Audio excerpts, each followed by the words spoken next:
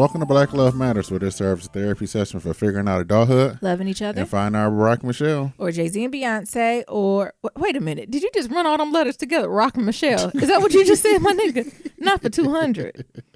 All right. Or Jay-Z and Beyonce, or this one, y'all. We finally did it. We took everyone's advice and we watched Greenleaf. Bishop and Lady May. Don't worry. We have our own opinions about Greenleaf. Why didn't y'all tell me this was so good? Season 1 was good, but once you start getting to the end of season 1, season 2, we just began. We're like in the middle of season 3. We literally watched 30 episodes in 4 days. Yes. Oh my God. This was like almost 8-9 episodes a day. It's like a work day. We treat it like a work day. We ain't watching nothing else but Greenleaf. And when we were doing things, as we were getting dressed, we had it in the background. When we were cooking, it was everywhere. I'm obsessed with Greenleaf. Motherfucking Lynn Winfield needs an Emmy. And that's all I'm going to say. She needs an Emmy. Who is you? I'm Nero. And I'm Nyambi. And this is episode 200. Oh, I'm so excited. We made it to 200, Nero. We did. What was your bets when we first started the podcast? How many you thought we was going to make it to? Real shit. You wanted to quit at episode 100. Don't say I wanted to quit. I just thought we were done after 100. You did. I remember when I was talking to Nyambi into doing this damn podcast. And I was like, well, let's get to 50. And then you was like, so when we going to be done with this? Because I need an end date, Nero. So let's reevaluate around 100. Yeah. I need an out.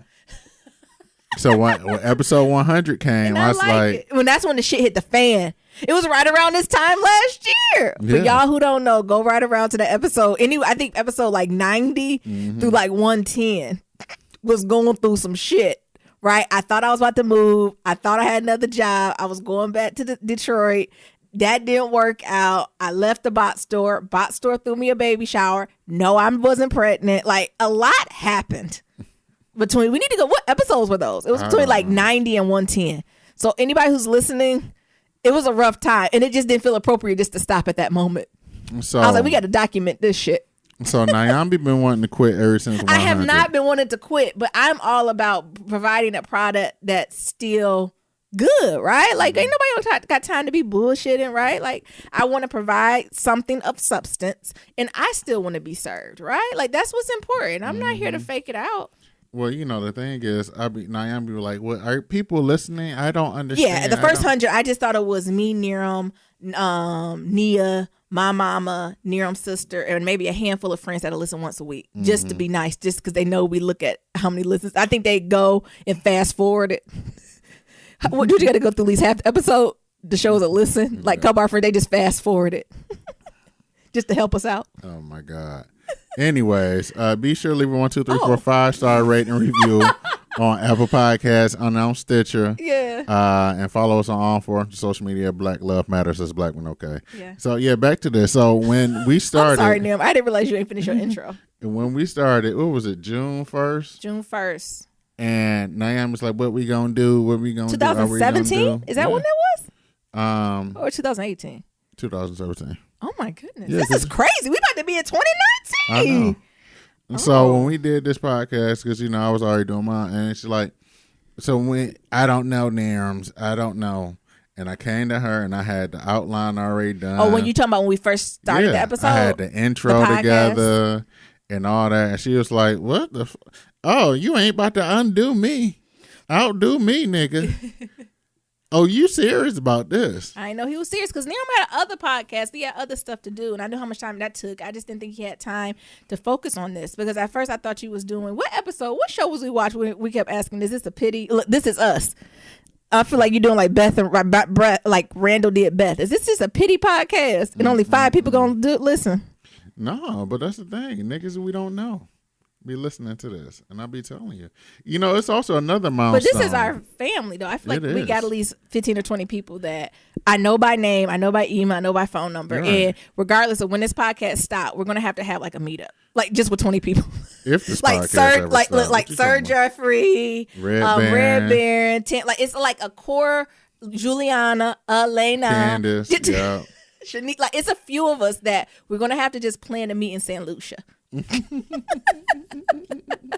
We're just gonna have to meet in St. Lucia and just have a quick kiki. And people be asking about people. Somebody sent me an email, was like, Red Banner ain't sending no email in a minute. Is he okay? I think he okay. And I was like, well, let me go check then. I said, yeah, he posting. He good. Oh, okay. I just ain't seen him posting that. No, seen y'all no email or nothing. I was like, oh, you right. You right. Let me check on this man. It's a few folks. I'm gonna get them on the sick and shut in when we do our hiatus for the winter. It's a few folks I'm gonna slide in their DMs or in their email and or in their phone. Yeah. I'm like, hey, who is this? So that's the thing. Yeah, because when you reflect on why we started the podcast, Niram started it because she was worried about me. Yeah. Right? Or I should let you tell the story. Why you started the podcast, Niram? I started this podcast because I was worried. Because it was not my idea. So, around that time, it was like a few months after both of us got fired from our jobs on the same day. Nyambi. Niram reiterates it does. At the same damn time. At the same damn day. We had a lot of things go on, and, Nyambi was just, she wasn't handling it well. I wasn't eating. I lost a ton of weight. I was down to like 130. Jesus, I wish I can touch that weight. She wasn't handling the everything that was going on, and she didn't want to go to no therapist and none of that other stuff. Hell, couldn't really afford one. Couldn't really afford one, low-key, high-key. So I was like, well, shit, you just need to talk this shit out. Yeah. And I was like, well, let's do a podcast. What it's going to be about, Nirams? Us, baby. Black love. Yeah. I don't care. Talk about what you did today. Yeah. And so I kind of conned her into doing it. So that's what happened. Mm-hmm. And it just went on from there. So, there's a lot of things. So episode 200, I'm looking at our stats. We officially have over 200,000 streams. Wow. On the podcast. 200,000? 200,000 streams. Ooh, my mama been listening hard.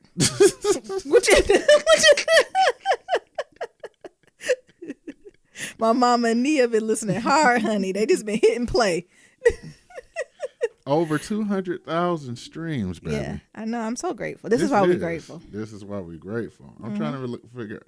We didn't have people listening. China. Yeah. Australia. Shout out to China. Look, we didn't have some listens in South Africa. Well, we believe in the continent. Tanzania. We believe in the continent. Look at that. 60 in Kenya. Look at that. Yeah. We got some people listening to us in Brazil. Shout out to all y'all. Sweden. Oh. Y'all got some niggas in Norway? Niggas in Norway, Iceland. Niggas in Norway. Don't say that. Hey, it could be not niggas. Niggas in Norway? Oh, we got some listeners in Malaysia, Sri Lanka. That might be a streaming firm. I don't know. Wrap it up, Nero. Wrap it up. Is it my check-in? Yeah, but we're just grateful. It was grateful. And it's just interesting to see what all the things that we've been through in this past couple of years, year and a half. And it's kind of like a time capsule, right? Wow, it is. Just to show that, you can go through some shit and a lot of shit have changed. It's just a season, right? I think that's the key to know. No matter what's happening in your life, right, it's a season. Or if you're going through a storm, right? No matter how bad the storm is, no matter what happens, one thing that guarantees that storm going to end. Right? And it's about standing firm. And weathering it, right? Exactly. And knowing that there is, at the end of the tunnel is a light and not a train. Because for so many months, weeks, I was even about a year, I seen a light at the end of the tunnel, and I knew I'm extremely faithful, right? Like I knew stuff would come to an end. But there were nights that I was like, child, I don't know if that's light at the end or if it's a big ass train coming my way, right? But I had to step out on faith and keep putting one step in front of the other, right? And knowing that this is bigger than me. Ooh, don't y'all give me the shouting about the Lord. Because when I tell you about grace and mercy, you don't know how mine do. Okay. And will make you the ones who set you up to fail, your stepping stones to the next space. And I'm finally at the place where I'm just so grateful for what happened, right? Because if whatever didn't happen, I wouldn't be right where I am today. Right. I would not be where I am today. And it took me a year and a half to say that. It took me a whole almost 18 months for me to say, thank you, Jesus. This is why you did that. let me step out the way, honey. I told you I done been surrendered. When folks be asking me all types of stuff at work, I done got comfortable. I'm like, oh, the Lord did it. You know, I be sliding into people. They be like, I'm a believer. I told you when that white woman came to me, she's like, are you a believer? And I had to stand up. Yes, I am. It ain't time to be a timid believer, honey. I can't be a closet team Jesus for Christ. Not the way these fires was going. Yeah. Oh, it's my check-in. It is your check-in. Well, y'all, we had a good Thanksgiving, I'm sure, or Thanks-taking, I should say. Nerum, I'm sure he'll give you an update on his end. We actually stayed home. We did not head out to the cousin's crib. We did not get no jollof and fufu, although I bet it was delicious. It actually turned out some people in that family got sick, too. So even if they had the collard greens, I ain't need to be up over there because I actually haven't got sick since I've been out here. And like I think it was like a stomach bug. They must have got some of that badass romaine. Y'all see the romaine bed? Yes. Right when I'm trying to do better with my life. Why is never the bad food never? Like Flamin' Hot Cheetos never have a recall. Do you know what I'm saying? Yeah. Why is it never like the trash food? Trash food never has a recall. Because it's but them avocados, them romaine lettuce, that carrots, anything health food related will have a recall. Yeah, because it already got that doo-doo on it. Oh my God, Near what? What? You know. I'm thinking shit. It's the pesticides. No, it's the doo-doo. It's the shit. Yeah. People don't be washing off. Well, I know people don't be washing off their produce because they don't wash off their meat. I'm an old black Southern woman. I wash my meat. And you got to either put a little vinegar or a little lemon juice in there. You got to rinse your meat off a little bit. Jesus. And I know folks don't do that. I know they definitely not cleaning their romaine. They're eating all types of roaches and shit. You right. That's how they got it. Because I wrench mine. You know what I'm saying? That's not a word. It's not a word. What, wrench? Yes. Do y'all know what I mean when I say wrench? No, they don't. But you put the water on it, you wrench it off. No, rinse. Wrench.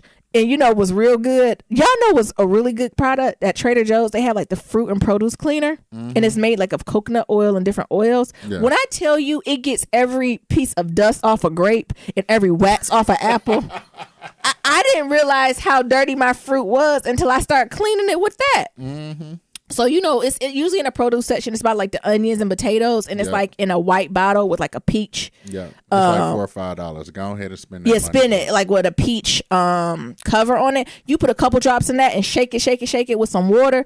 All that shit come off.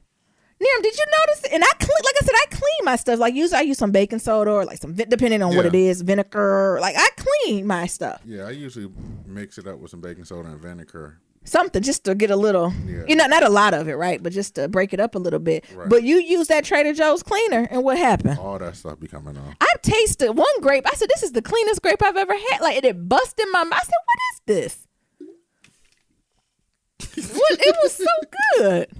Neil was like, "It's a grape." I said, "Our other grapes been dirty as hell." Right. But anyway, for Thanksgiving, I actually made a gumbo. Was it good, Neil? It was amazing. Neil was on Instagram Live, and I didn't know he was on Instagram Live. Y'all know I don't like to be on that. I don't like to be in the foam, as the old people say. Don't put me in the foam. Take me out the foam.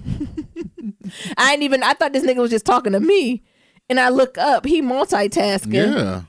And got the camera on. I think he just taking a picture to show his family. No. And I'm like, dang, he talking a lot. What? Building that content. That's not building. You was just doing some nigga shit. Content. And he got mad because he had one job, y'all. His job was to stir the roux. And he complained for the whole 40 minutes. It was 3 hours. It was not a 3 hour.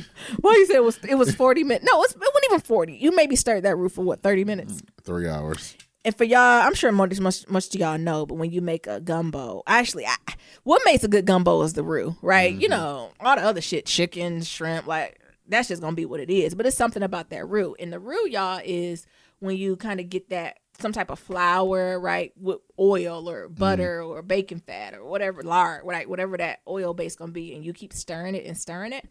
And the flavor builds on that, right? And, I like a dark-skinned gumbo. Some people, I done had a light-skinned gumbo. And I was like, this is real beige. It was like very honey brown. Oh it was okay. But, I like a gumbo the color of mud, honey. I want it to be dark. Right. But not tar-like. I also don't have people like tar-like. I say, you don't burnt this, honey. This is burnt butter. This is burnt lard. This is burnt. Right? So that's why you got to keep stirring, especially when it gets super dark.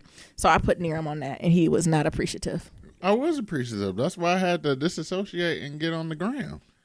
build that content. People was laughing at. Was you? I mean, I was talking, but I didn't see where people on there. Was it just you? No, people was up there talking. I got a few emails. What was the emails about? I don't know. They was like, Happy Thanksgiving. I seen that good ass gumbo y'all was making. And then what else did we do, Nerums? We ain't even make a signature drink. We literally got some maple Crown Royal and then some Simply Lemonade. Yeah. And it was life. We had drunk that. And chill. Right. And watch Greenleaf. Well, I did a couple other things. Also, another reminder I want to put out there for y'all is to go ahead and sign up for Obamacare insurance. It's open period. You know what I'm talking about? That's not the right word. Enrollment. It's open enrollment, Negroes. Like you don't get no tax deduction, or penalty. Which I wasn't too fond of that when Obama came out with that. I don't like to talk about what I ain't fond about it with Obama, but I wasn't fond about that penalty. Anyway, you don't get penalized if you don't have health insurance, but you need to get your ass some health insurance. So if you do not have health insurance, please go to the Obamacare website and sign up right now. Yes. And just get the cheapest one. I don't care if you say you done been to the doctor, you don't need to do nothing. Just go sign up for this insurance, y'all. You need it. You never know what might happen, right? I'm going to tell you this. Y'all just need the insurance just for your teeth. Oh, my God. Go get your mouth. Go clean your mouth. Go get your mouth checked out. My Uncle S.A., go wash your mouth. Look. I said, you mean brush my teeth? I'm telling you. Go wash your mouth. Y'all don't want to go to the dentist without no insurance because they're going to say extract it. Oh my God. Yeah, you're right. With no anesthesia, you ain't going to get no care. Right. They just going to yank it out your damn mouth. So I'm letting y'all niggas know. Y'all niggas who ain't got no insurance. You said fuck the flu shot. You going to just in case you got a cavity. I'm telling you. I've been to the dentist once in my lifetime and I ain't have no insurance. Yeah. And I'll never do it again. I tell you that. So sign up. Y'all niggas sign up just for your mouth's sake. You never know. You get a fucking cavity eating too much peach cobbler and that peach cobbler and that syrup. Or them yams and that corn syrup. Is that corn syrup? What is this? Then dissolved your tooth and you wake up with a toothache and it's hurting bad. And ain't nothing like a toothache, your stomach, or your foot hurting. One of them three things hurting, you would do what you got to do to get it resolved, honey. And you go up in there and the dentist talking about, we're going to extract this. But you ain't got no insurance, so it's like, it's gonna be an extra $75 for anesthesia and shit like that. You counting your pennies, and you like, oh Lord, I don't know if I can do this. And it's the first of the month, right? And now you're nervous, and you talking about, we can give you some laughing gas for an additional $500, and it's like, just for gas, just to laugh. Oh my God! I want you to put me under. And it said, to put you under gonna be another $2,000. You be like, Jesus, I wish I had the Obamacare. And then we're not even talking about if you need some pain pills after. Exactly. Because Tylenol ain't gonna do it. Nope. It don't matter how many Tylenols you tack on. It don't matter how many Motrins you take. It ain't the same as Motrin 3.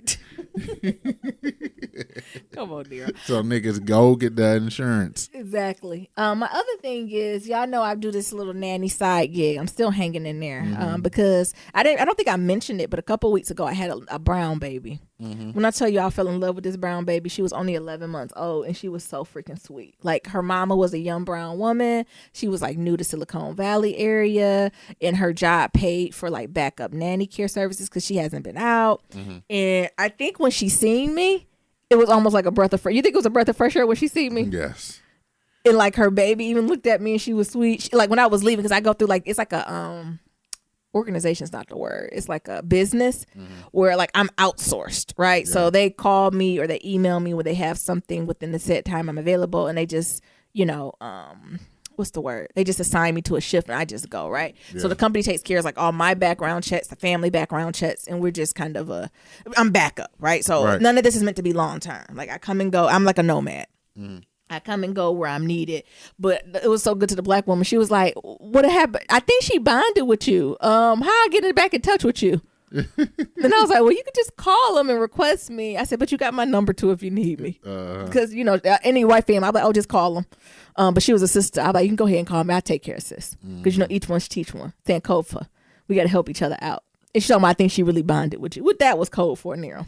You a black one. I checked you while you was I'm sure they got them cameras on me. That'd be the other thing. It's like I'm on constant candid camera because them parents be having them cameras with them houses lit up and trying to be discreet with them. I'm like, if you just tell me what a camera is, we can just sit in front of that if you like. Exactly. I have no shame. Look, I'm changing the baby right in front of the camera. You called me and let me know how many wipes I need to use. Is this too much powder? And all you hear when it's quiet, all you hear is the camera moving. Like, and me and the baby looking at it. The baby look at me and I look at her. I said, you know your mama looking, honey. But that was a good one. Now, this past weekend for Thanksgiving, you know, since I had some days off, I was like, you know, this would be a good chance for me to get a couple extra dollars. Let me go put up some availability. I had one family 2 times this weekend, and I had just one family single time. The single family I had was actually amazing. All I literally did was sit on the couch. I never even seen the child. I walked in, it was a white daddy with an Asian mama, and they was like, the Asian half white and Asian baby is asleep. And I was like, oh, okay. They was like, oh, she sleep for 12 hours, so she shouldn't wake up. We'll be back in 3. I said, okay. I think the baby was like a year and a day or something, or like 12 months or 13 months. I was like, oh, she don't wake up at all. They was like, no, she sleep for 10 hours. I was like, I was like, what hour is this? They was like, 1. I was like, okay. And then I was like, well, if she wakes up, how does she like to be soothed? They was like, oh, if she wake up, just call us. I said, what? I said, well, okay, if that's what you want. And they had the camera on the baby, and they just gave me the iPad, and I literally just sat on the couch and read a book for 2.5 hours till they came home. And I just looked at the iPad. But what was scary, what I'm noticing, is not necessarily the kids that's bad. It's the fucking animals they have out here. So at this place, it was 2 Siamese cats that was grooming the fuck out of me the entire time. I thought usually cats just let you kind of go on about your business, right? Mm-hmm. When I say this cat rolled up on me, that I had to send my mama Niram a picture. How was he looking at me, Niram? Like, nigga, who are you? Because usually cats really ain't ones to, they kind of disappear. But he was bold. He came and sat right the fuck in front of me and got comfortable. It was looking like he was about to pounce on you at any second. And then he was looking, and I'm looking at him because I'm reading my book. And I feel something at the corner of my eyes. So I'm looking at him. He looking at me. I said, well, bitch, you stay over there. I stay there. And then once I got back to my book, because the cat done looked at me so long, he done got sleepy. You know when the eyes start to close? Yeah. He done looked at me so long, he got sleepy. Look, that's a guard cat. And then all of a sudden, all I hear is, I said, what the fuck is that? Another fucking cat that came from the back. And he eating his food. He scared the shit out of me. I'm about to go get that white Asian baby and get out of there. And then that cat gonna come and jump on the mantle and look at me. I said, damn, my mama was right. Because my mom was like, no, you don't like to eat from people with cats because they be jumping on the mantles and shit. I'm like, ma, they don't be doing all that. And lo and behold. And I was like, if he can get on the fucking mantle, he can get on the goddamn stove. He can get on the kitchen table too. I hate when my mama right. But the thing I had, actually, my last nanny, which was the one I did for a couple of days, what actually kind of bothered me. It said a little wrong with me. It was with a Asian family, a Korean family actually, and the boy was about 5. And when I first got there, I should have known some shit was wrong. Actually, the house wasn't messy, but it was lived in. So I'm like, oh, okay. And then I'm greeted at the door. I got excited because I was greeted at the door by a golden doodle. Yeah, your favorite. So the golden doodle like, hey, bitch, turn up, turn up, turn up. But every time he kept, what's it called, wafting, he smelled like fish sauce. Oh, I ain't never had a dog who, I said, what's it smell like? Pussy. It smell like bad pussy. I said, is that a dog? I said, what a dog? I've never said a dog smell like bad pussy. Is they season it? Yeah, he smelled like seasoning. So I'm like, you gotta get up off me, right? I said, we can't be playing. Then I seen the couch had all this dust on it. It looked like that's what the dog said. So, you know, you can see all the dust particles. I said, so his ass sit just on the couch, whatever, fine. And then I came in, and then the mom was like, she really wasn't saying much to me. And then she just pointed. And I was like, oh, okay. So I'm putting my stuff around. I'm thinking she's going to show me, because sometimes the parents take me on a tour of the house to know where everything's at. And I come in the room, it's just her son in the room. And by the time I turn around, she gone. Oh, where'd she go? Hell, if I knew. She stayed in. She went in her office and locked the door. Oh. So she's staying there. And then I done seen this boy, we'll call him Timothy. I said, hey, Timothy, I'm Nyambi. I'm going to be with you for a few hours, and I'm also going to come back Sunday, too. Hi. I was like, oh, shit. Hi, Nyambis. Oh, my goodness. And, I'm just asking questions. How are you? What's your favorite movie? He don't watch movies. And I was like, well, what's your favorite game? Guess what this motherfucker said? What? Chess. Oh. He's 5. Do you play chess with him? I don't know how to fucking play chess. I was going to fake it till I make it. I was going to drag it out if you want to play chess. I'm like, set mine up. Well, what move would you do now? You know when you play yourself in chess? That's what he was going to do. He just didn't know. So we're coming together, and he's decent. Like, he's playing. But then he gets I don't know, like distracted. And he's like, mama. Oh. And she like, I'm like, what the fuck is going on? And I go out to look because I see her there. Like, I'm assuming I'm there as a distraction, right? And I'm waiting for her to be like, because I was going to ask her, like, do you want him to bother you? Are you off limits?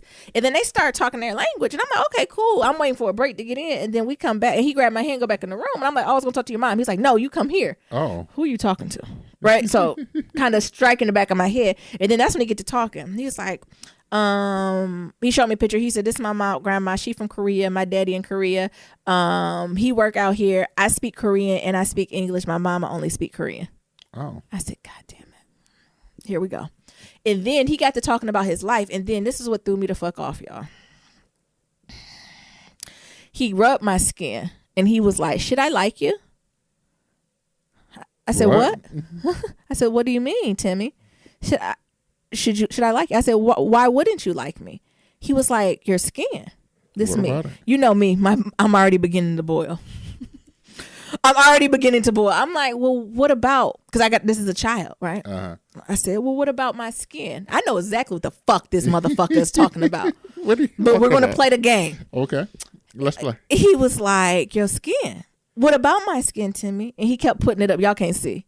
And he was like, this is my skin and this is your skin. I said, what is wrong? He said, your skin is darker. Yeah. I said, yeah, my skin is darker. And he was like, my skin is lighter. I said, yeah. You know, I'm playing stupid, right? He want me to draw the dots. I ain't drawing shit. He's going to have to go out and write the whole quadratic formula for me. Okay. And he was like, you dark, so should I like you? I said, so do you not like people because their skin is different? And he ain't know what to say. Ooh. And he was like, you can see he was thinking about it. I was like, well, your shirt is blue and my shirt is red and your mom has an orange shirt. Do you not like her because of the shirt she wears? Because we wear different shirts than you? Look at you teaching these kids. No. I said, well, why wouldn't you not like me? Because my skin is a little darker than yours. What's the difference? Mm-hmm. Oh, okay. And he just walked away. Y'all. You let them run that game on you? I wanted to Viola Davis. I wanted to get my purse. I wanted to go into his mama. I just wanted to throw up the deuces. And I wanted to slam the door. Then I wanted to be like, and your dog stank. And the dog stank. And your dog stinks. So we did this. He's playing karaoke. He's going back and forth. Towards the end, like, then he was good. Like, we played a lot. We did a lot, right? And we got to know each other because it's a warm-up phase, right? So by the end, we're talking. He really into, like, creating books and drawing. So we did that. So at the end of that evening, we left. Like, his mom was like, all right, thank you. Come back 2 days later. I was really hesitant of coming back. Like, it's just something about that didn't sit well with me. Yeah, you told me you wasn't going to come back. Like, it just, and I know he's a baby, right? Like, I think that's what I battle with because it's a baby. No, that's that microaggression. And as a black woman, it's like, fuck this shit. Like, you know what I'm saying? I'm just here trying to make a couple extra coins to put in my savings, my emergency fund, right? I'm trying to be fiscally sound, get my money stacked. You know what I'm saying? Mm-hmm. I don't got time for this bullshit. I want to start pulling credentials who the fuck I am. Listen here. Fucking Timmy. Yo, racist ass. Right? Do you know what I'm like? How the fuck can you be racist at 5? I want to fuck him up. And I think and I'll get into day 2, what tugged at my heartstrings was that, like, Timmy is then around other kids. Yes. And I'm a grown woman, right? Mm-hmm. And I felt a certain type of way, but I'm also able to handle it and challenge him, right? I challenged him, right? And had a conversation, and he's like, oh, okay, right? I ain't getting his ass like I really should have. I should have told his mama. But I didn't even, because we didn't speak the language, mama, right? Yeah, mama, racist. Mama. Because that's the thing, like, I didn't even know where to begin to, right? So I'm like, well, I got to raise him the best I can. But my heart goes out to, like, the brown babies that he's in school with, right? And what happens if he go to a brown baby and says some shit like that, right? And these brown babies aren't equipped? It shouldn't even be equipped, right? They shouldn't have to explain no shit like that. Like, that's what breaks my heart about having, like, that's why I'm excited about having kids, because I need to be the fucking mama to get in everybody's ass, including the motherfucking teacher and Timmy mom, everybody, the principal. We about to be doing some cultural diversity in kindergarten. what's it called? Cultural competency in kindergarten. And Nayam be the mama. Jesus. But it just something, it hurt, right? And I think that's the conversation we're talking about. And I just see so many black people letting their black babies go and be in these white environments. And then we have the epitome of the bluest eye, shout out to Toni Morris, come to real life, right? Because they're babies, they don't know. They're influenced by their peers. Right. So now they doing the dial test. They think the white one pretty and the black one ugly because Timmy said it. And my thing is, what gave Timmy the fucking courage or even the words to say that? So is your mama fucking racist? Like, now I want to go down the fucking line. And then that then begins to unpack the history between Asians and black people, right? Southeast Asian, darker skinned Asians and black people usually get along, right? Mm-hmm. Those are the folks who more can have a conversation. So if we're talking like Thai folks, Filipino people, right? You know what I'm saying? But if we're talking about Asians like Korean, Japanese, it's fucking problems. Mm-hmm. And we act like, don't get me wrong, I ain't done with the white people, honey.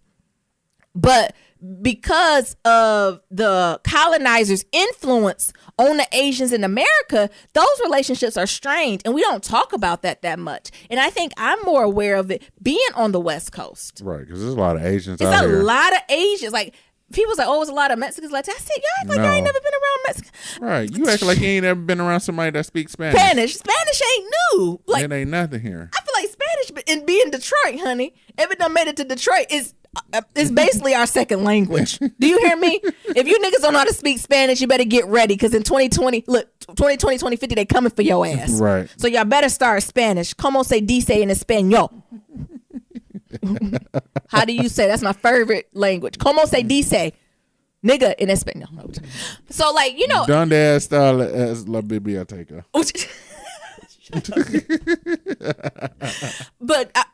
So that's never been, like, when folks bring that up, like any type of Latinx piece, and don't get me wrong, it's some colorism in Latino folks, right? Like, that's there.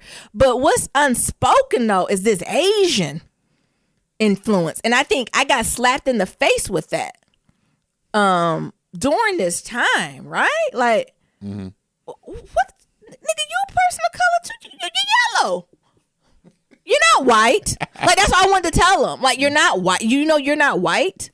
But I didn't know how to incorporate into the conversation. They'd be like, well, what do you think? What color skin do you think is best? Right? Because then I was about to get shady and be like, well, if the white skin the best and your skin is darker than the white skin, that means, guess what? They don't like you. Guess what, Timmy? If we going with your... You get in the back of the bus with the rest of us, nigga. So it just bothered me a little bit. And that's why I just wanted to... It was actually an article somewhere that talked about the history in, like, black communities. I think it's on a website called Shop Black, SHOPPE, Black, BLACK.com.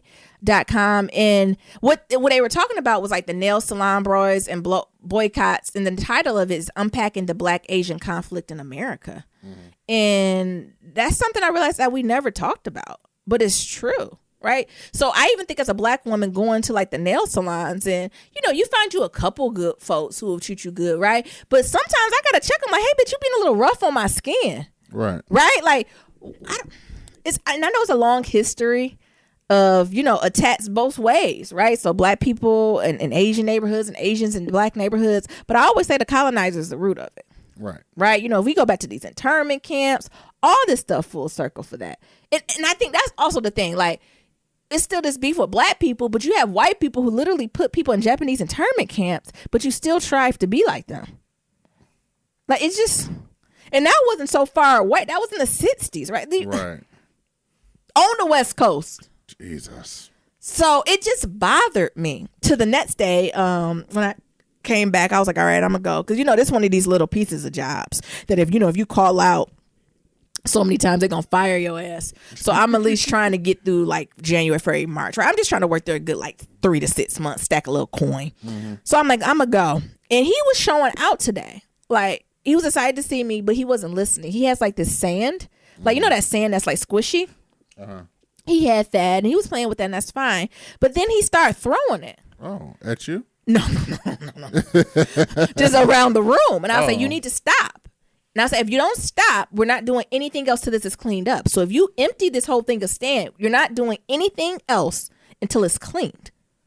And he was like, okay, that's okay. And then he was like, all right, I want to play this. I said, we can't play anything until you clean up the sand. He said, but I want to play. I understand what you want to do, but what you're going to do is clean up the sand.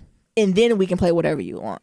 Mm-hmm. Then he was like, mama. That's how he said, mom. Then he went to go. Then he was spelling to his mom another. I said, oh no, we're gonna stop this shit right now because he thinks he's smarter than me.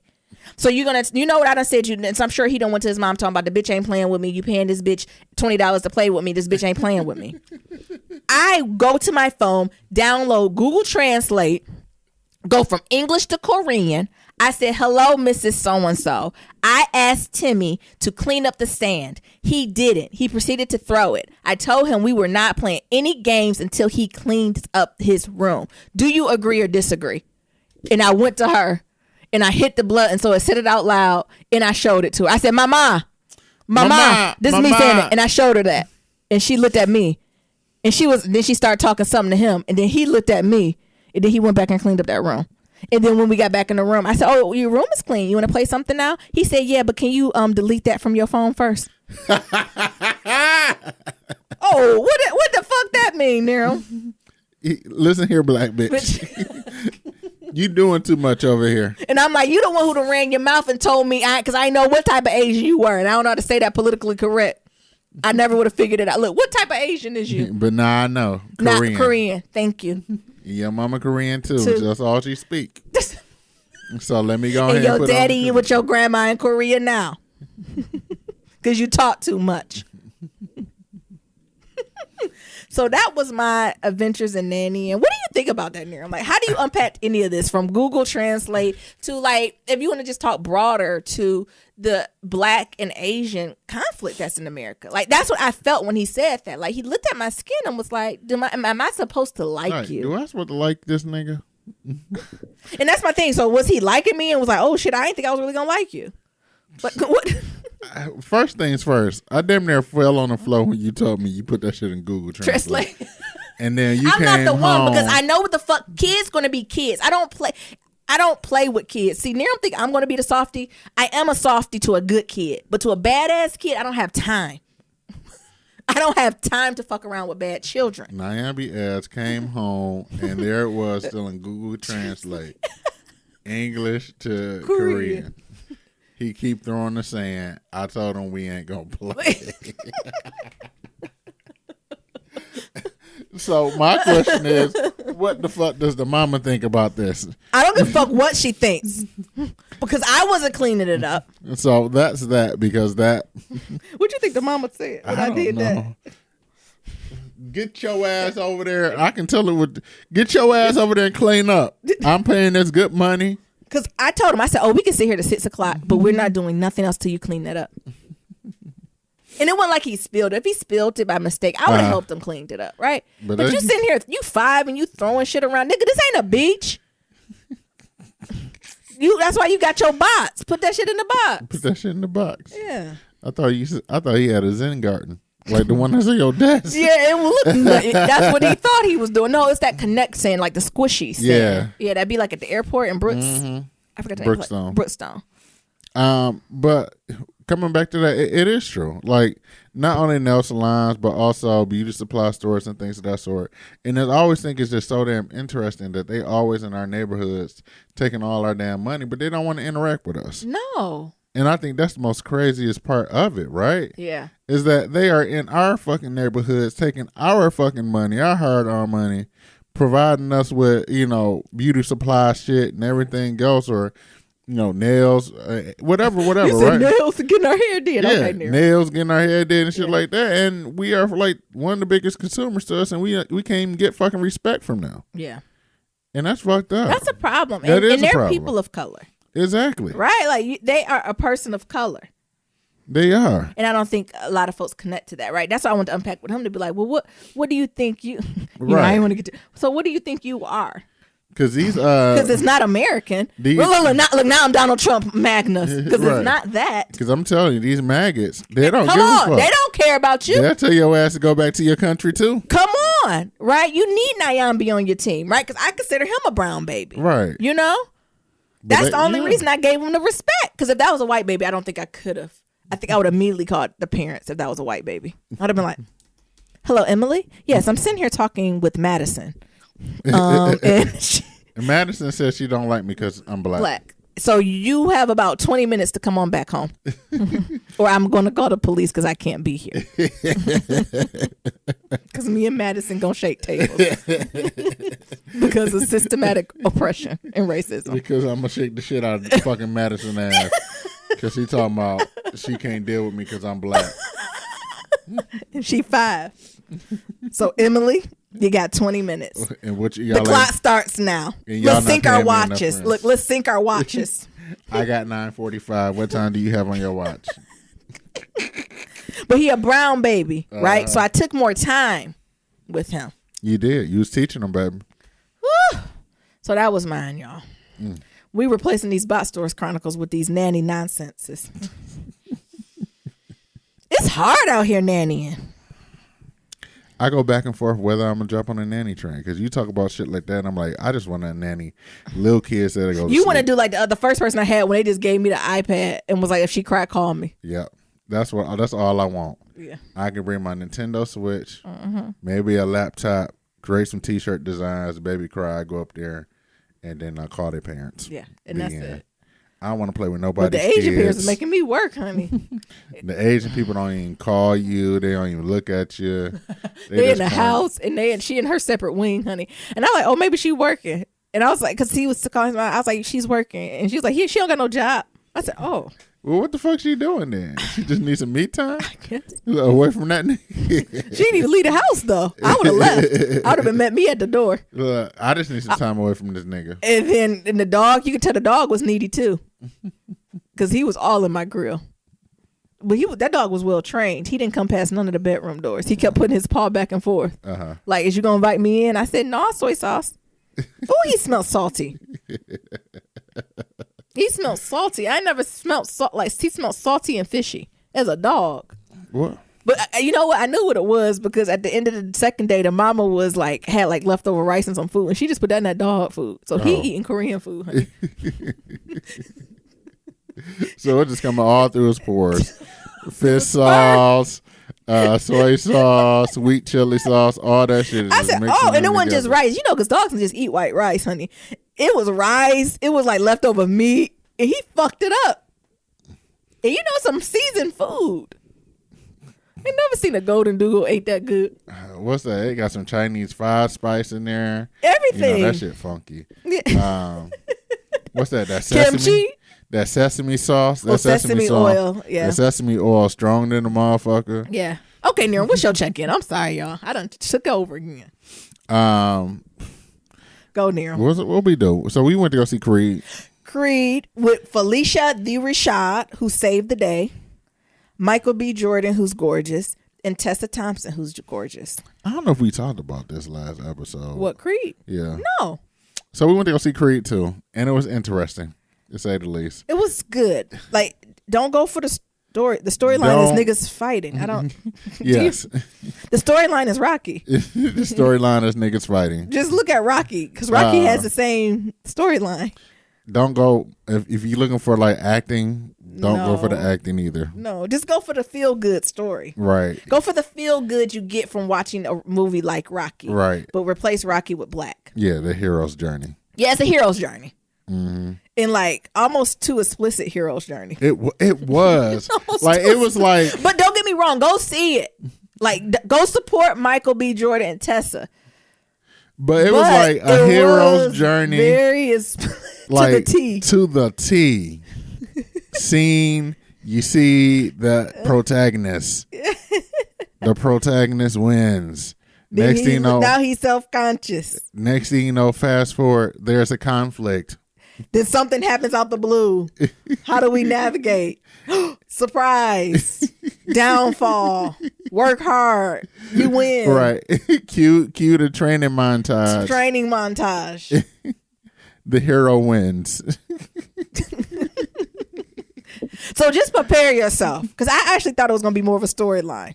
Felicia saved it in the acting. Can we talk candidly as a Black Love Matters community. Come on. I love Michael Jordan. He looked exquisite. Tessa's gorgeous. But acting? Was it just me or was that acting a little on the... Was they... Okay. Either they're very good or they're very bad. And I can't put my finger on it. Okay. Because, like, the characters that are playing... And some of y'all, the ones who've seen it, were they acting like they weren't rap tight? Were they acting like they're a little slow? Yes. Like, they were just acting like they weren't connecting. Like, he was acting like a boxer. Like, he got hit in the head a few times. He did. And so that threw me off a little bit. But they're good to look at, right? Like, she's beautiful. He's beautiful. But can we talk about that thick-ass white boy?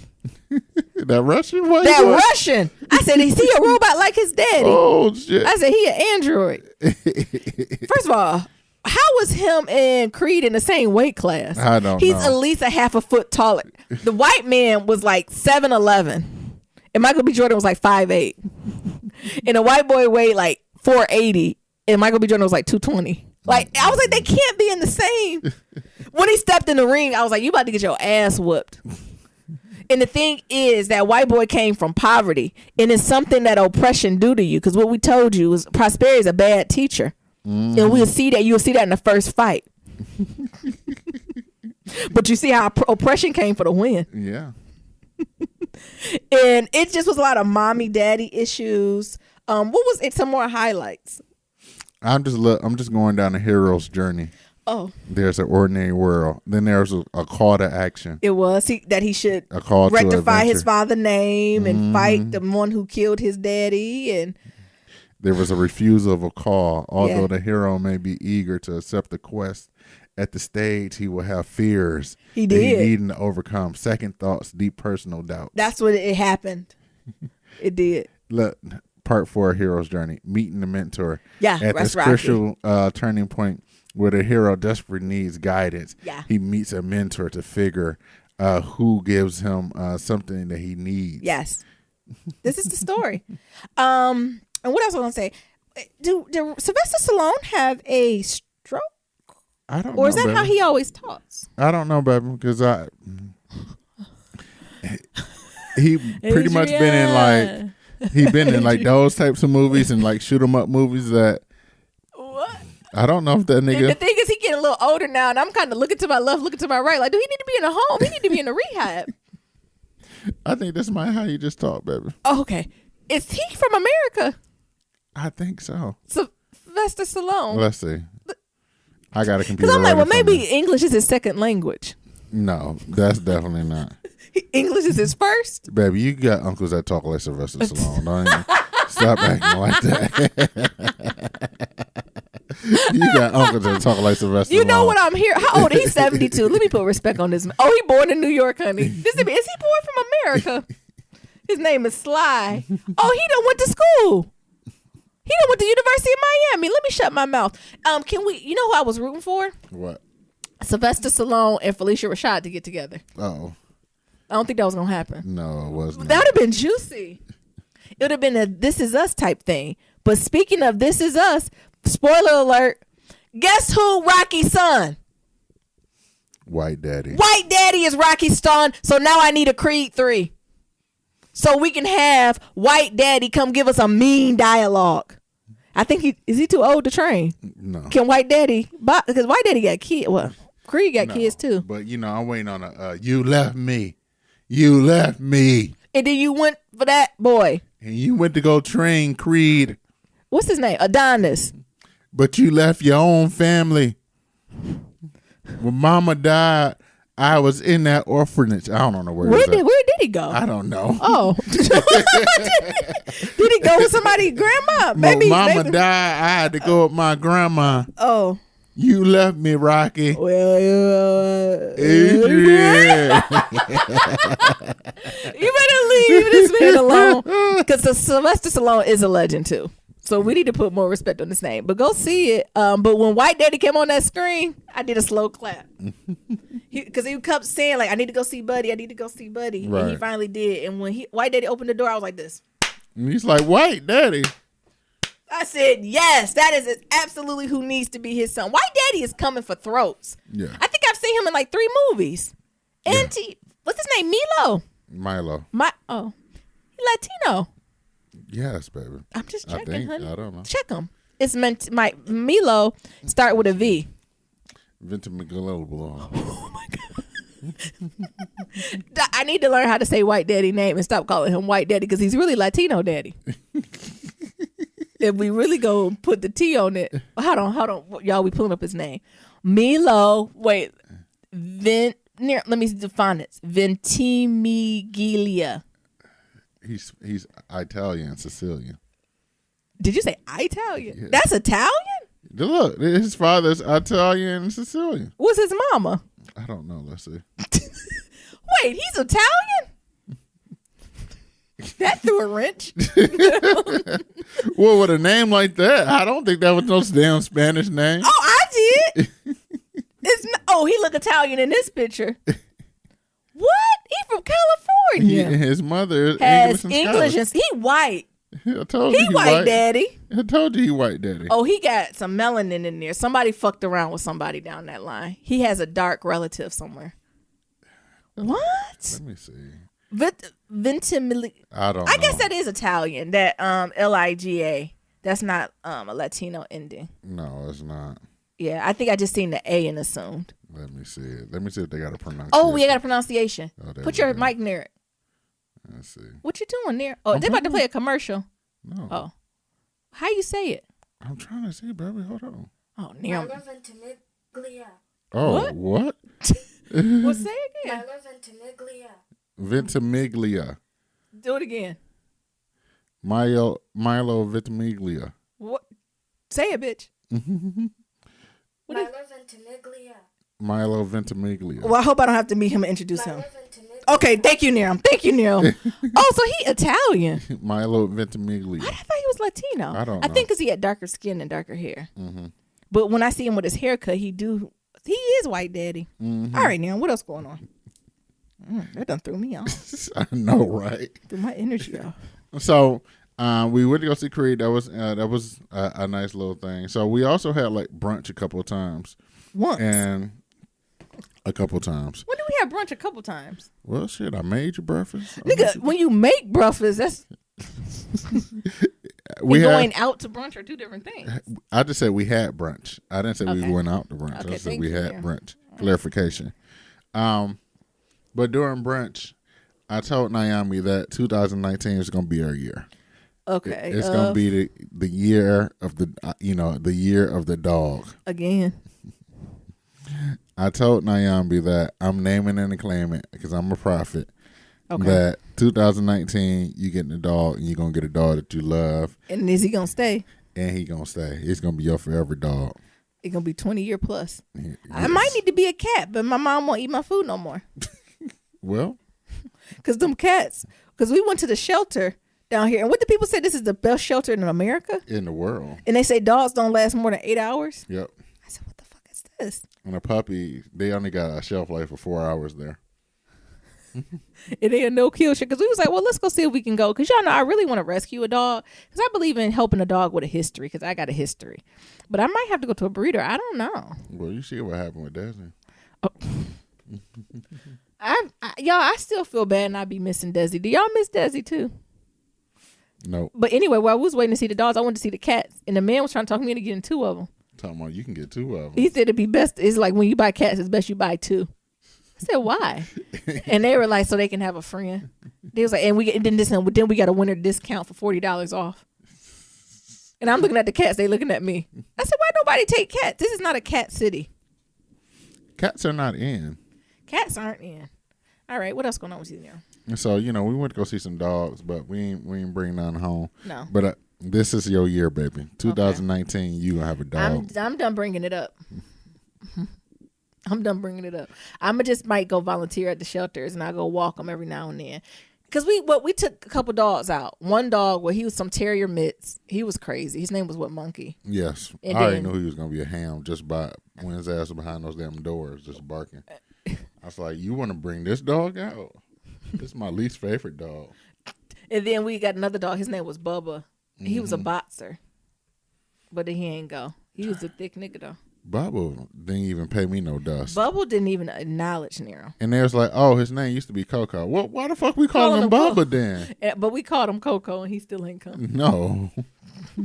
I was mixing it up. Bub, Bub. Coco. And I just started saying names to see if anything he liked. He came to me once, and he tried to hump me and the other girl. So I don't think it was going to work. No. But it was a Labradoodle there that Nero bonded with, but somebody already got. Oh, did you call him back today? No, I didn't. Let me see. I don't even know the name of the place. I think it's closed on Sunday. You might have to call back Monday. I don't even know the name of the place. Okay. I listened to your reminder. It was a black Labradoodle. He was big as hell. How big was he? He was 75 pounds. And Nero went to him, and I kept trying to find Nero, and Nero in front of this glass looked like he having a color purple moment with this dog. What did you and that dog do? I put my hand on the glass. And he gonna put his paw with it? And the dog put his paw there. What? And we just looked into each other's souls. And I was like, oh, those 3 words. You the one.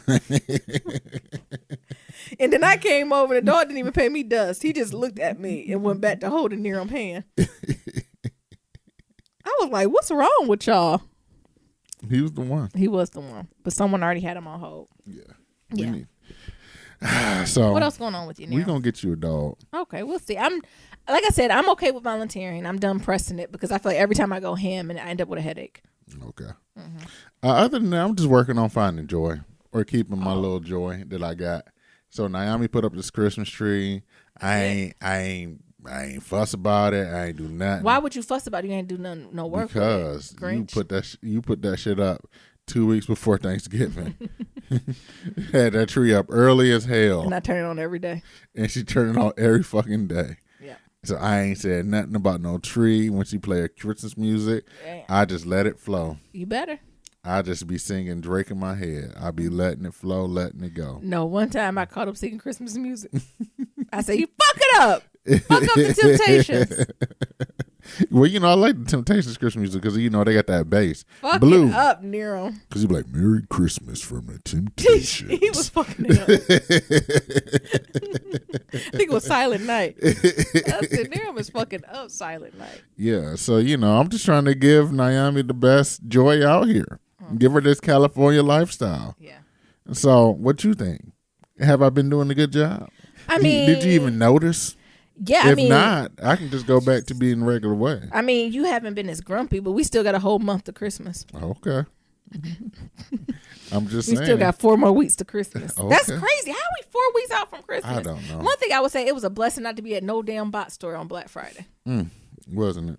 Next year is my goal to have 2 jobs on Black Friday. Just one. Just one, Lord. I also had an interview. I don't know if I told y'all about that. Yeah, send good energy. Y'all. Yeah, so I had a little phone interview. So we'll see.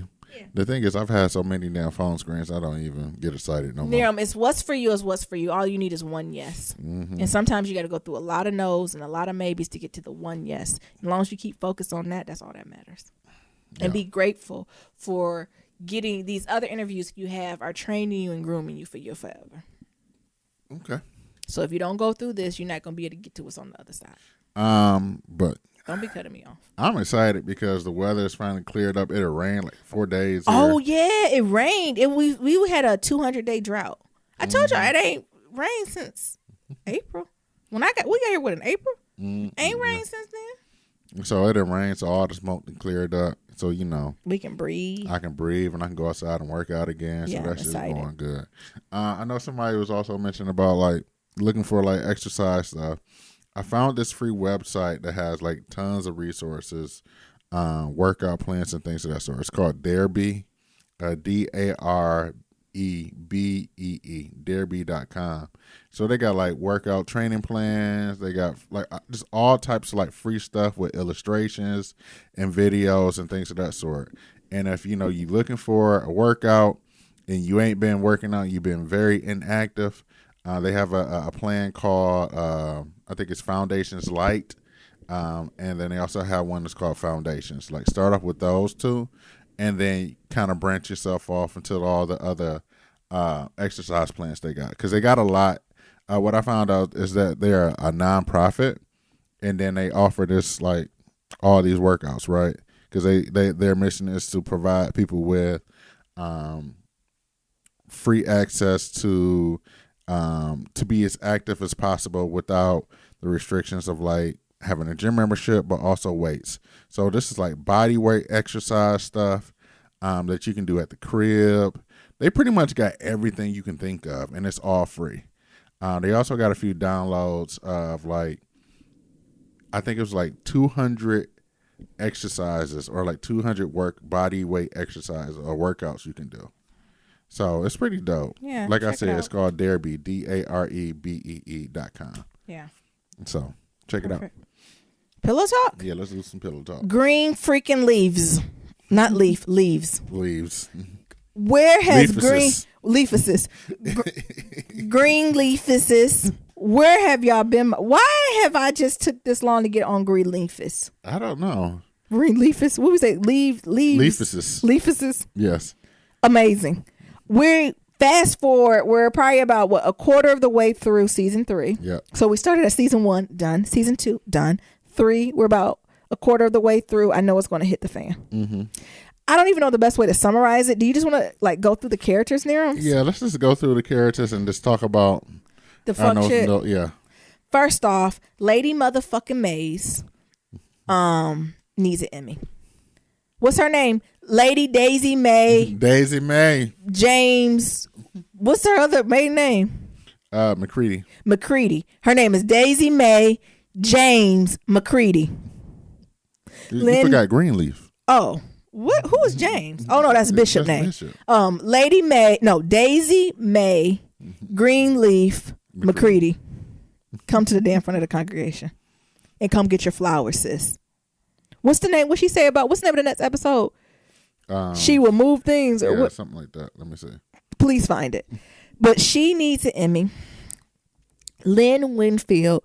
We have not put enough respect. Oh, she changes everything. We have not put respect on her name. Mm-hmm. When I tell you she came in here playing evil stepmother but real mother, what is the hurt that Lynn Winfield is? Like, as the season has gone on, she's in pain. And yes. I think Iyanla said it best when she was like, beloved, when you ready to unravel your pain, come let me know. Lady May, you were raped and or molested by someone in your family, and you're not even acknowledging it. Mm-hmm. Right? Her relationship with Oprah, Mavis. We talking about Bishop. How many times has he fucked around on her? Well, how many times she fucked around I'm counting. Him? I'm using all my hands and toes. How many times you fucked around on him? Once. Is that true? As of episode 6, season 3, just one time. Mm-hmm. And you know what? Think about me. What is she? She hates Grace so much. Don't she? Why she hate? I guess I'm assuming people say we got to finish watching season 3, but she be hating Grace like a motherfucker because she left. You already know how it is. No, there's some family members that hate you because your ass left too. No, this is a different level of shade. When Grace breathe, Lady May be like, "Stop taking up air." I be like, Grace can't breathe. I don't know what you got to say about Lady May, and she be giving with fashions too. She be giving First Lady real fashions, and I love that she's good girlfriends with Patti LaBelle. Mm-hmm. And I love how Patti LaBelle be like, sis, I told you not to get with that fuck nigga, but you was chasing your MRSs instead of your MA. Because Mother Patty went to Harvard, or was it Howard? It was Howard. Howard Divinity. And Lady May got in, but she said, Bishop down the road ready for me to go with his colorful glasses. And so we're going to go build this church together. And so she left. Yeah. You know, Lady May do got some things going on. Lady May got a lot of things going on. I don't know. She need good therapy. Lady May is so judgmental, though. And I'm glad Grace found the secrets. Yeah. To come with her ass and tell her. Grace is nosy, though. Grace is nosy, too. Like, Grace do be digging in shit she don't got no business digging in. Grace be getting in that ass. And I was so happy when Grace got in Lady May's ass to talk about, it ain't me. For all my life, I thought it was me. No. But you got secrets, too. Yeah. And then cheating ass mama. Mama cheated once. Anyway, Bishop... At first, I thought he believed in a grace-based covenant, but he just did that for the sake of him.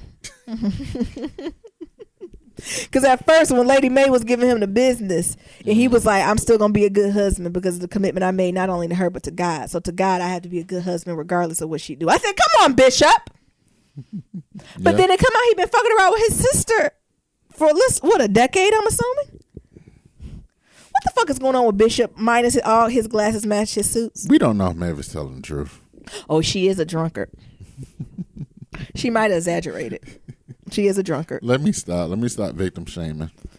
Ain't no victim, nigga. They consented to that. Mavis and Bishop knew exactly what. I ain't gonna call him Bishop. Mavis and James knew what the fuck they were doing. Ain't no consent, not consent. ain't none of that. Ain't none of that happened with that. Both of them know what the fuck was going on.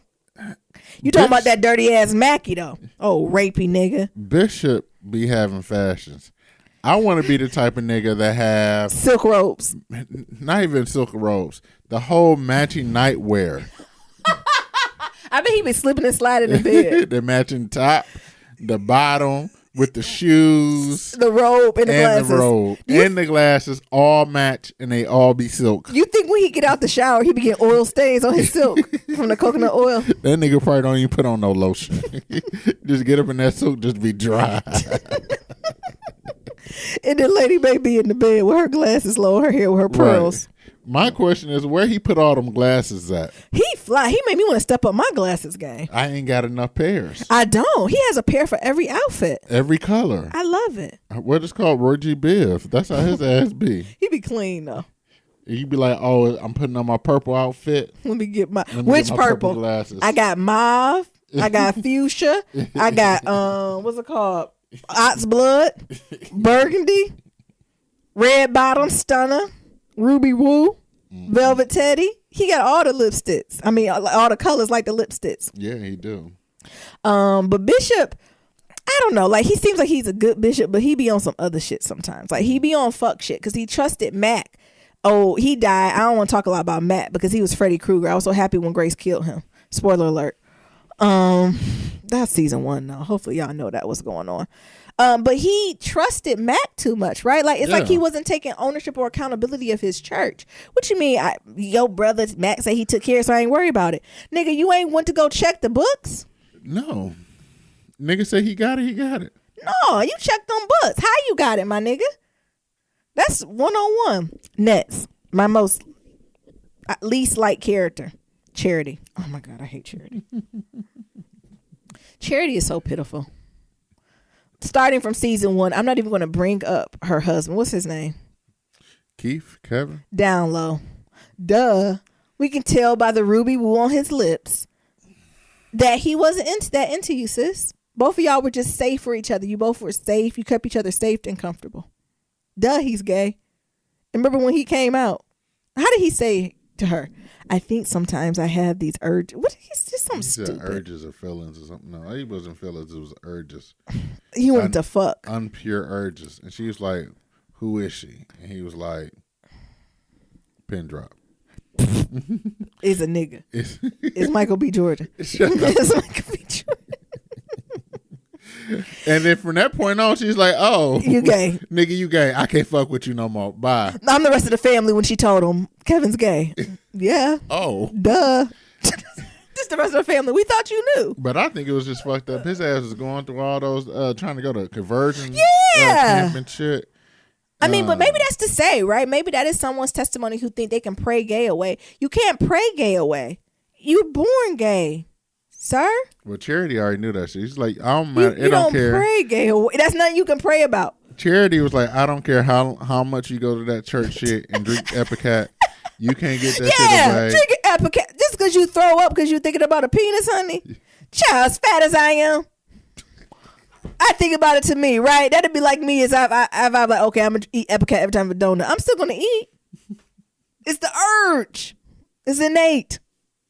Kevin, sit down. And I really wasn't for him when he disappeared to go find himself, his old 30-year-old self. What are you doing? These write-ups on Wikipedia is so shady. What they saying? I'm saying Charity Greenleaf, the youngest Greenleaf child, and also the minister of music at Calvary Fellowship. Yeah. Being the youngest, she despised being left out of family situations. She do. And aggressively displays her anger at anyone it is directed towards. Just like Jacob, she resents Grace for leaving the family because she never pursued anything outside of Calvary.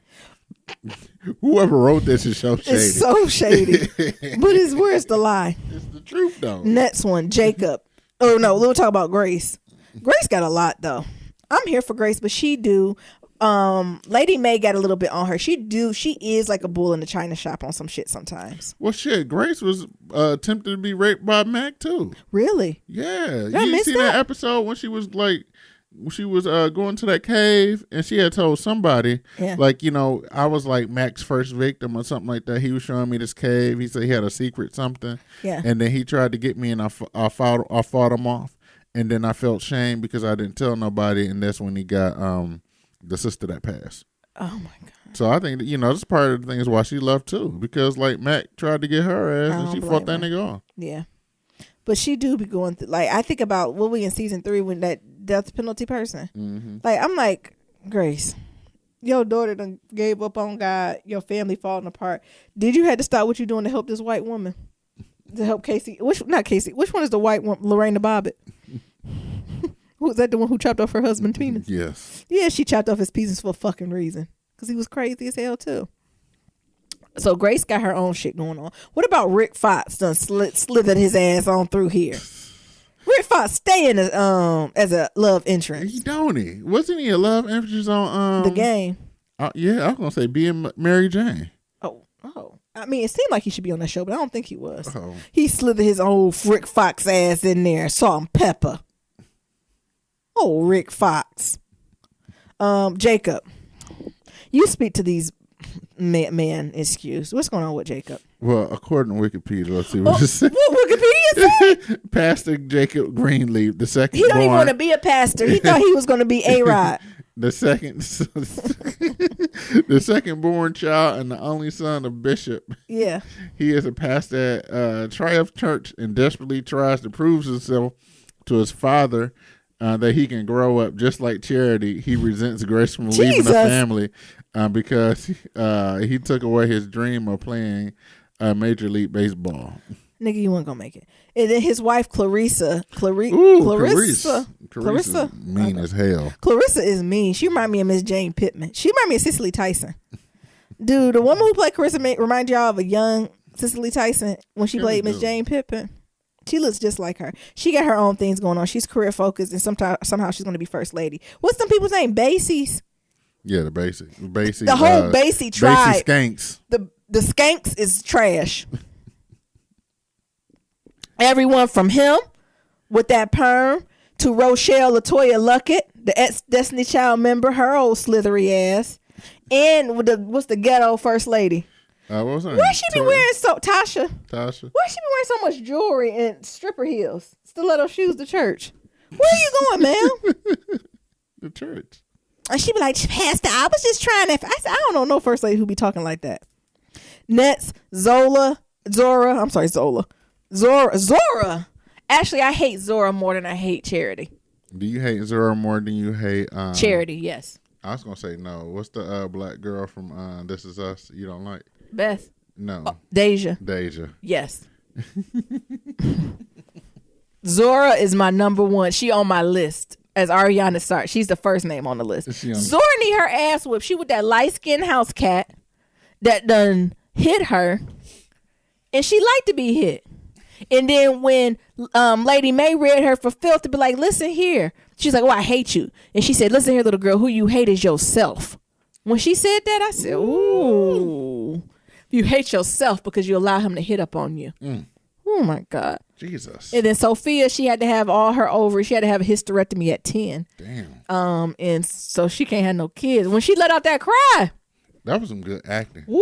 I said she giving Lady May a run for her money. Sure is. I'm sure Lady May was somewhere cutting her eyes saying, who's stealing my scene? All she needed was a little booger Oh, but I cried on that too. That hurt my feelings too. And then her ass would have been up there with Queen. And Sophia don't believe in Lord no more. She was the team Jesus for Christ. Now she's like, why Jesus did this to me? I'm like, sis, you ain't read that part in the Bible. I said she must have missed that at Bible study. No, she's still on the good stuff. She's still on the wine, turning water to wine, ain't she? And like walking on water. Yeah, she ain't see the whole picture yet. Then we got Oprah, Mavis. Mavis is a drunker. I don't have time for Mavis. Mavis gets on my nerves, kinda. Okay. You got anything to say about Mavis? Uncle Mackie, good fucking riddance. I'm glad he ain't I couldn't deal with him in season 2. So I'm glad he only had 13 episode run. I don't even want him to come back as a ghost. You don't want no flashbacks? No, I don't even want to see his ass no more. And I think we already talked about the basic. Oh, the skanks. The skank hoes. I don't like them. Did we miss anything else? No. I think we kind of did it Basic overall. skanks remind me of a pimp named Slipback. I thought he was going to say, mind you, a pastor from Detroit. That too. Come on. But a pimp named Slipback. Bye. Anything else? Are you pulling this up? Yes. Oh, are you talking about from Yes, Boondocks. the Boondocks? Don't that look at that? That's Basic Skanks. That's Basie Skanks. He's just a darker version. A pimp named Slipback. Because Skanks is definitely a house cat too.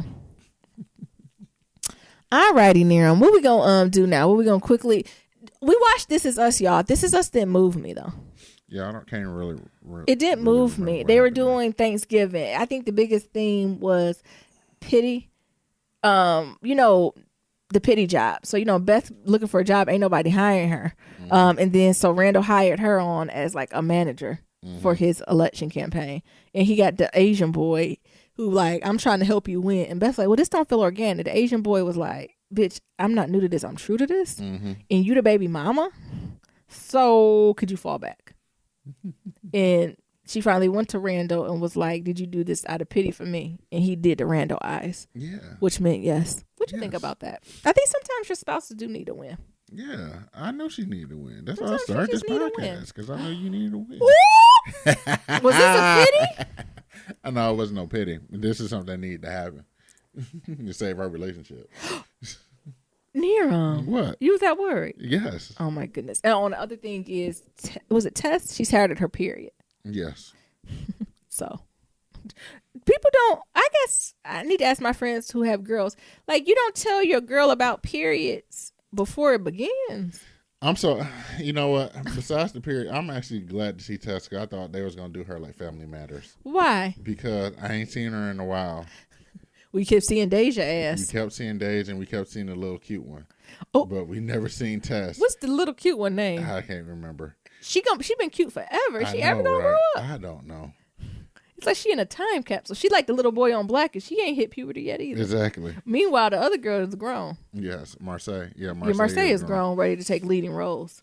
But the other boy's still doing little dances, honey. I didn't think Tess was gonna make it. I thought they was gonna Family Matters her because he was always upstairs sick or something like that. Yeah, and when they talk to her, they don't even flash to her. They be like, "Oh, she's sleeping." Right. She's at school. Can you come by the house? Tess is not feeling well, Where is she at? Oh, she's in the bedroom. Don't worry about her. She's sleeping. If she wake up, just call me. But I actually enjoyed the plot line between Tess and Kate. Because I think, especially with brown girls, our relationship with our aunts are very special. And I never seen Kate interact with them, right? We've seen Kevin interact. Like, I think Kevin's a great uncle, right? I think he would be a good father, actually, right? So he's really, really involved with these girls, right? But you never really see Kate involved. And that's a missing link, right? Like, black girls and their aunts, that relationship is so sacred. And I'm curious, what does it feel like to have, like, how does that work with a white aunt, right? Like, and I think Kate came in and saved the day on that one, right? Like, I did think she did what she's supposed to do. She played cool auntie. She played cool white auntie really well. That's something I got to thinking, like, is that strange? But Beth allegedly got brothers and sisters, though, that we've never seen, but we done seen a cousin. And they still in Vietnam. Duh. I don't know if I'm really here for the Vietnam storyline. Damn, when it's like, oh, they going to Vietnam. Oh, my God. I said we about to spend all season in Vietnam. Chasing. What? For necklaces. Chasing what? Jesus. I don't know. I'm not here for the Vietnam storyline. Kevin just trying to find that stuff, baby. And Kevin is getting old. He turning 35 this year. Mm-hmm. He getting old, honey. And then he got the Black Widow with him, honey. So we gonna learn more about her past. We know her past. Ass got whooped. Oh. Or her parents died. One or the other. You know, it's This Is Us. Maybe parents died while she whooping her ass. Okay, last thing. Anything else about This Is Us before we get into Ready to Love? No. Thank you, Nero. So last thing, y'all, we finally also watched a few episodes of Ready to Love on with Nephew Tommy. First of all, I didn't know Nephew Tommy was in his fit. Nephew Tommy looked good for his age. He moisturized. Yeah, he sure do. And he said he been with his wife for how long? Shit, 70 years? I think they just got married, but I think he's known her for a long time. Oh. So that was interesting because I was like, what criteria the cousin Tom or uncle, nephew? Granddad? Who? Not granddad. No. He's stupid. Criteria, but he talked about, like, I thought it was interesting. Mm-hmm. What do you think about the show, Nero? It's like a black version of The Bachelor. But they got to go to work. Like, it's like the budget's not as big. No. Because, you know, with Bachelor, you stay there forever. Right. But for them, they got to go to work on Monday. You know they ain't got that money because they ain't paid Monique yet. Don't do that. Don't do this. I'm sorry, Auntie Monique. But you got to get your coins. No, but I think it's an interesting twist, right? Because, yeah, these niggas are working. You know, they're dating up. Yeah. You know, they dating up in between life and shit like that. Which I think is more realistic. So I give them their props for that. Mm-hmm. But it's different. You know, but I think the niggas is fucking. From watching the first episode to some of the later episodes. Yeah, we skipped. We watched like the first one and the last. I kind of already, like, I seen what was going to happen. Yeah. Because I told Nyambi, I said, I already know who they're going to pick. Yeah. And you said, what you mean? They're going to pick the niggas with the 6-packs. And you see what's his name? Aaron or Alex? I think it's Aaron. Don't he look like a fake ass Nate from Scandal? He do. He like a fake ass Nate. And I said, don't pick him, ladies. And what they do? They picked him. And it was one older light skinned woman who called his fucking bluff. Sure did. And they got her ass out of there quickly. But she was telling the fucking truth. Mm-hmm. She said, you want some fuck shit? You going on here making everyone feel good, right? But you don't even know what you want for yourself. And she was right about that. Right. And he was like, well, you didn't have to embarrass me. Niggas and being embarrassed. It ain't about being embarrassed. It's the fucking truth. Be in truth. Worried about being embarrassed. Oh, I'm sorry. I got upset. I see. But it's the chocolate drop one. He the only one who looked like he really there for something. But then you got the fake Nate who, okay. And then you got the chubby fit one. What I say? The fit fluffy one. Fit fluffy. You know what fit fluffy is? You know how men be like slim thick for women?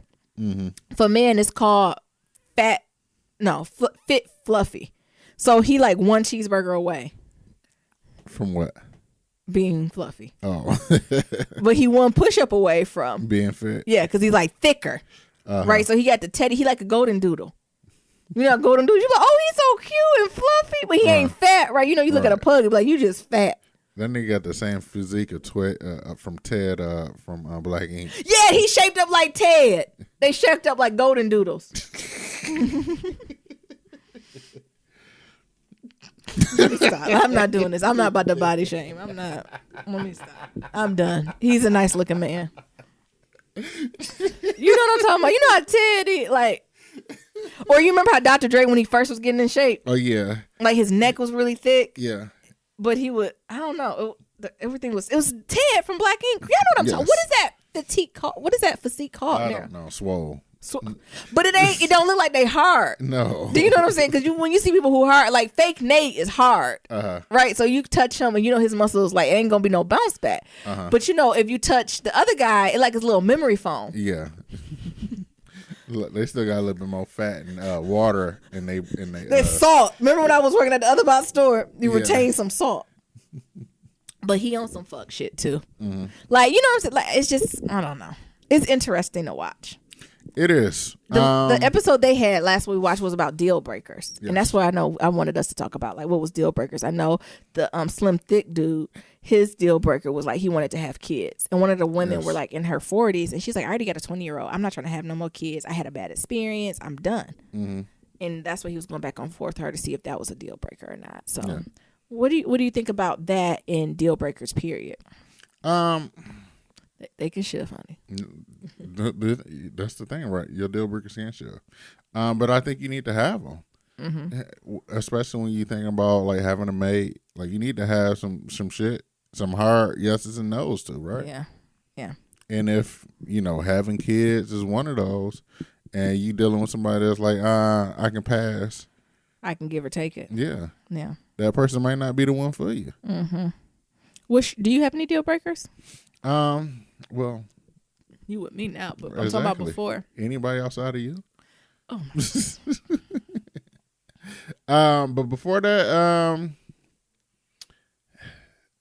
somebody that was ambitious, somebody that had a, I want to say good head game, but no. What? No, I'm not what? head Be game. careful. That's what I'm saying. Be careful. A good conversation. Okay. That's what I mean by head game. Somebody I can talk to intellectually, and somebody that was driven. Like I always seen myself with a woman who was also as driven as well as independent, like myself, and that was a deal breaker. Really, that's your non-negotiables. Yeah, nice, interesting. Because growing up in my household, everybody worked, and that's what I want too. I want somebody that's gonna work too. I can't be a stay-at-home just wife. Oh, Niram gets really quiet now. No, why not? Because in this household, everybody works. Oh, that's some petties. Well, you being a great house husband, double standard, Bishop. Hey, do it as I say, not Bishop. As I do. Come on, Bishop. No, but you already know if I had the opportunity, I'd be out there grinding too. You too. You can come get Timmy and babysit. Look, you do have the opportunity. You know what? I am. Okay. Because you know what? I'm gonna show you how to get that nigga. What you gonna do? I'm gonna say, listen here, fucking Tommy. Okay. Now you're fired. Now you're on the hot list. These are children. These are minors. But this is the thing. They're like they treat you wrong because you're a woman. Really? Yeah. So you think he wouldn't even brought it up to you? Hell no. You think it'd be my tall black ass nigga? What do you think his mom would say? You come to the door. 6'3", 300 plus pounds. What'd you say? Look, ding dong. What do you think his mama would have said?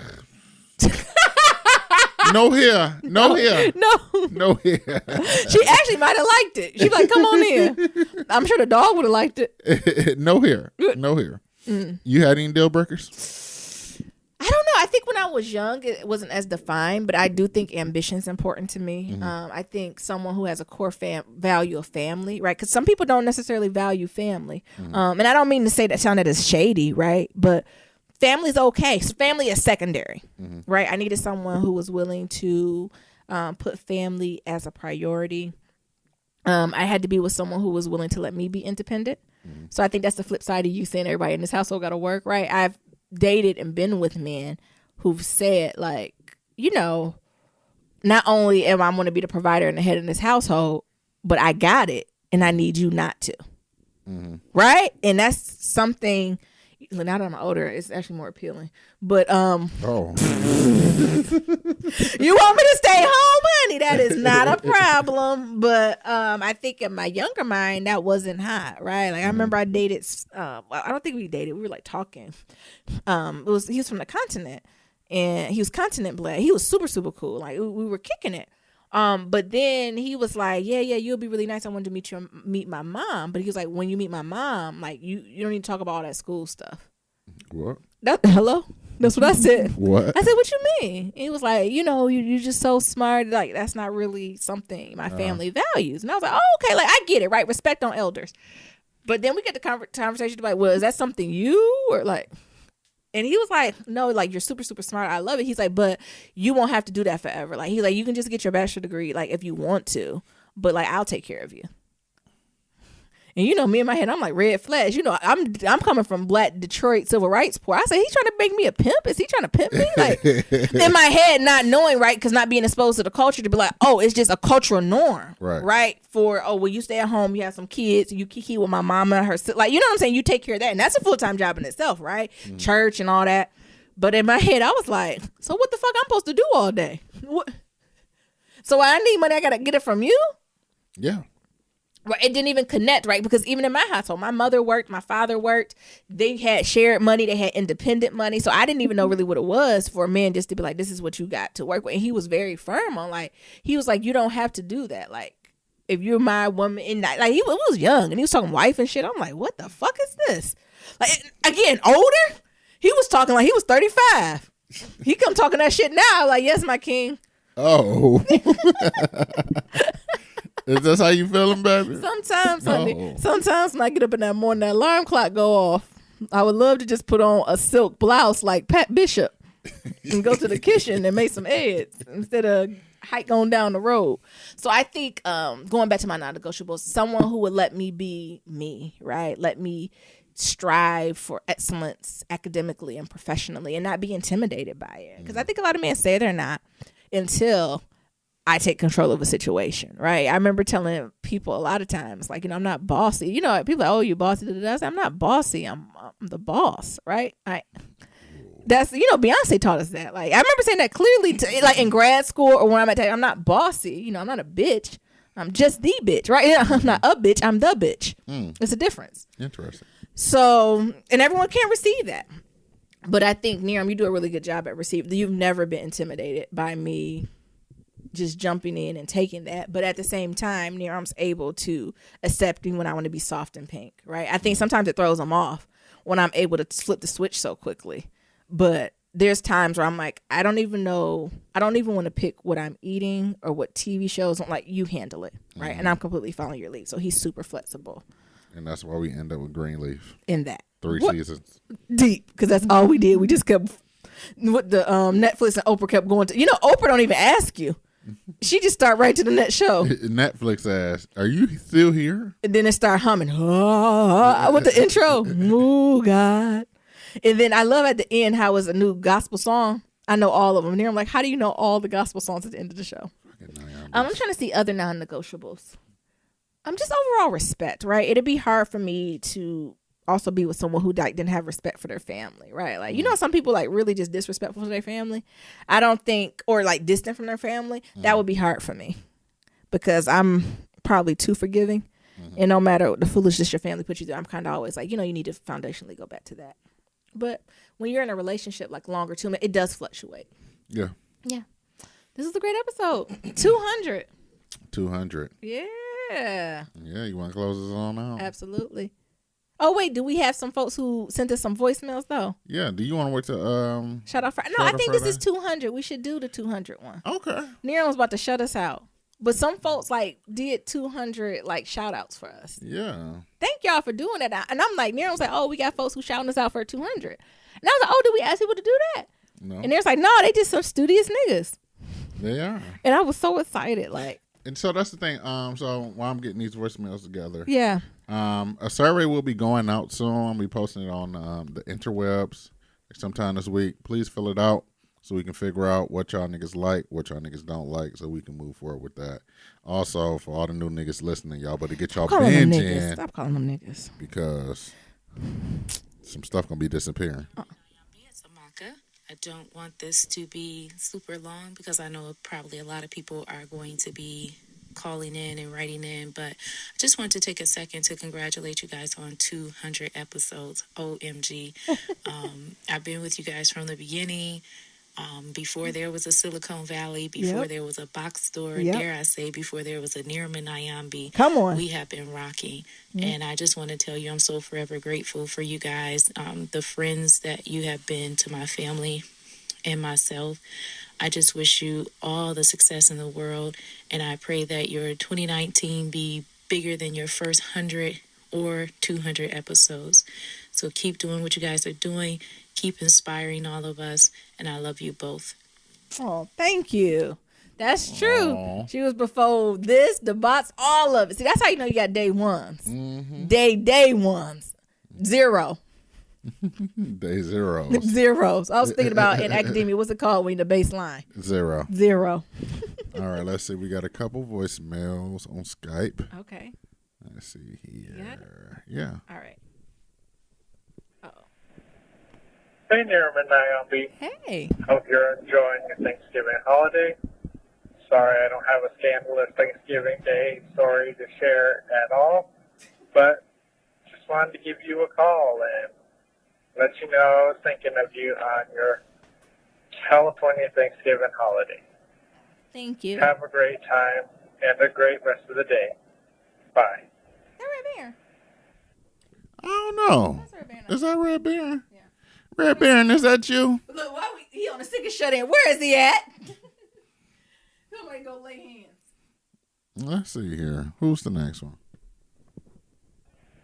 Who dancing, honey? What song is that?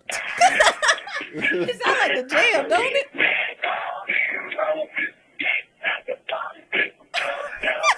Hey. Oh, that's the jam. What song is that? Oh, no, you don't know this. You what? Y'all tell them what it is. Happy 200th episode, y'all. It's your West Coast cousins, Woke Ass Tim. Hey. And Nestle with White Hands Jimmy. We just want to say congrats to Nirams and Naambis for reaching the milestone of 200 episodes. She got me off script. What's up, man? Happy 200. So happy for you guys. You guys have been doing a big thing. Oh, now I got the script back in. Congratulations for all the hard work you guys have done. Niram and Naambi, I'm very proud of you guys. Okay, so Naambi, for the next 200 episodes, you need to do a Sister Love Matters, because you just can't have Niram just target all the stuff. Oh, hell no. Stop hitting me. All right, I'll find the Sister Love Matters. You wackadoo. Anyway, so we want the Black Love Matters brunch and a cruise, and you still got to do that coffee table book. Yes. Yeah. So keep doing what you do. Thanks for letting us be a part of your fam. Yes. Thank you for letting us be a part of your fam. See you guys soon. All right. Bye. Remember, love is revolving. Peace. Oh my God. Oh, did they? I do got to do a sister. Look, who should be on that, Nero? Fancy. Nadifa. I got to talk Nadifa into it. I don't know if she's gonna do it. And who else? That's it. Ain't nobody else. No, I got a couple other folks. I don't know though. Naomi don't have friends, so I don't. It'd be hard for her to do this. Don't do that. Oh. Don't do that. Don't do that, because the Lord is my friend. Okay. The thing is, I do. It's just, I don't know. I'm at a weird, y'all ever know when you're in a weird phase in your life? No. Where it's just hard to keep up. Uh-huh. And I don't think I'm just not being the best. I'm not at the optimal place right now. That's it. Okay. We can have a Maka come too. Okay. Yeah, it's a crew of us. But the thing is, we're all on different times. Like, we'll have to record it on the weekend and then bring everyone together. I'm more than happy to, coordinate it. What we going to talk about? I don't know. That's going to be interesting. What do you mean that's going to be the interesting part? I don't know. A lot of we have similar viewpoints. So I don't know if it's going to be that drastic. Like, the friends that I'm thinking about with kind of the drastic that are very different from what I think, I don't necessarily don't talk to them as much. You need to have one with Nayo. Oh my God. Yeah. Actually, now I'm thinking there's a few folks. Maybe I will. Go ahead, Neil. Is that it? Close us out. Thank y'all so much. We made it to a 200. Here's to the next 200. Thank you so much for the support. Y'all don't understand. Like, I know y'all write in to say, what we mean to y'all, but vice versa, right? Like, this keeps us grounded. It keeps us focused. And y'all are our own community out there. So we're just so appreciative for everything. So thank you, and thank you. And we're going to come with more and more stuff. Absolutely. To submit your Black Love story, go to blacklovematters.com. Submit a question for Kitchen Table Talk. Shoot us an email at blacklovematters@gmail.com. To leave a comment about anything that we talked about, head on over to that website. We also got that SoundCloud, and we got that voicemail, and that's at 508-784-1111. That's 508-784-1111. Talk to y'all later, and remember, love is ever evolving. Peace. Peace.